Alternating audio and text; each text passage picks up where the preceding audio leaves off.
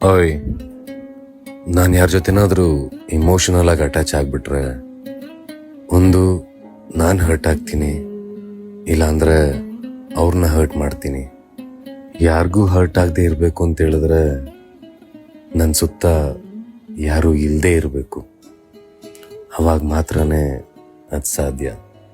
ನಮ್ಮೆಲ್ಲರ ಲೈಫಲ್ಲೂ ಒಂದೇ ಒಂದು ವ್ಯಕ್ತಿ ಸಾಕು ಅಂತ ಇರ್ತೀವಿ.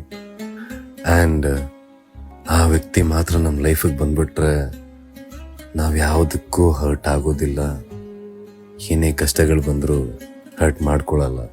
ಅದೇ ರೀತಿಲಿ ನಾವು ಇನ್ನೊಬ್ಬರನ್ನ ಹರ್ಟ್ ಮಾಡೋದಕ್ಕೂ ಹೋಗಲ್ಲ. ಏನಕ್ಕಂದರೆ ಅದ್ರ ವ್ಯಾಲ್ಯೂ ಏನಂತ ನಮಗೆ ಚೆನ್ನಾಗಿ ಗೊತ್ತಿರುತ್ತೆ. ಲೋನ್ಲಿ ಆಗಿರೋದಕ್ಕಿಂತ ದೊಡ್ಡ ಲೆಸನ್ ನಮ್ಮ ಲೈಫಲ್ಲಿ ಯಾವುದೂ ಕಲಿಸ್ಕೊಡಲ್ಲ. Good night, sleep tight, wake up early in the morning. Bright. See you.